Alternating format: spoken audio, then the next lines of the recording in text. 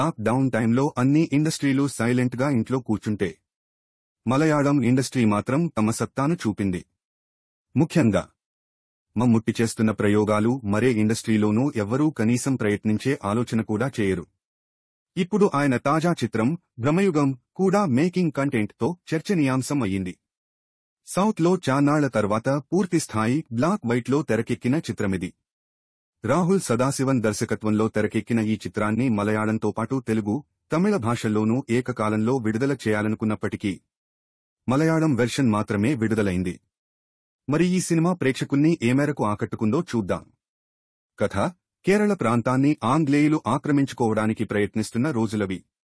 తెల్లవాడి బానిసత్వ సంకెళ్లు తెంచుకునే ప్రయత్నంలో పాణన్ వర్గానికి చెందిన తేవన్, అర్జున్ అశోకన్ అనుకోని విధంగా ఓ పెద్ద భవంతికి చేరుకుంటాడు.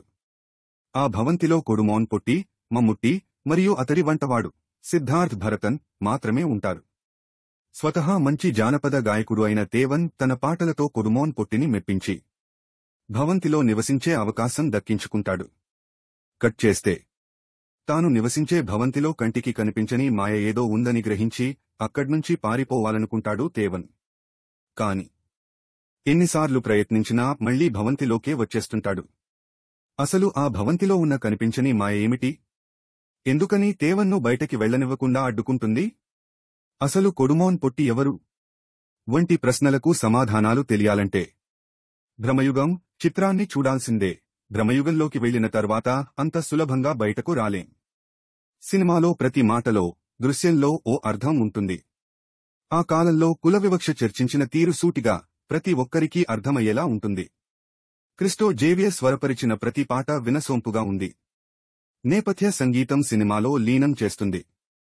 నిర్మాణ విలువలు ఉన్నత స్థాయిలో ఉన్నాయి. బ్లాక్ అండ్ వైట్ ఫార్మాటులో ఇంత అందంగా సినిమా తీయవచ్చా అనేలా షెహనాజ్ జలాల్ కెమెరా వర్క్ అబ్బురపరుస్తుంది. ఎడిటింగ్ నీట్గా ఉంది. మలయాళ సినిమాలు నిదానంగా సాగుతాయని ప్రేక్షకుల నుంచి వినిపించే మాట ఈ సినిమా విషయంలోనూ మరో మారు వినిపించవచ్చు.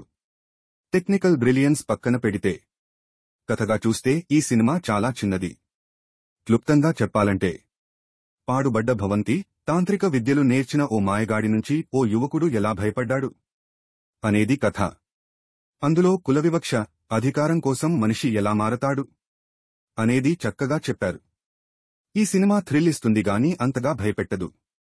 హారర్ అంశాలు తక్కువ ఉన్నాయి. భ్రమయుగం ఫిల్మ్ మేకింగ్ పరంగా హై స్టాండర్డ్స్ సెట్ చేసే సినిమా.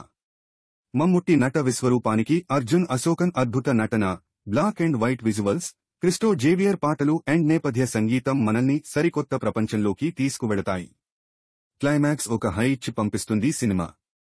థియేటర్ నుంచి బయటకు వచ్చేటప్పుడు ప్రేక్షకులు భ్రమయుగం ట్రాన్స్లో ఉండటం guarantee. Don't miss the climax.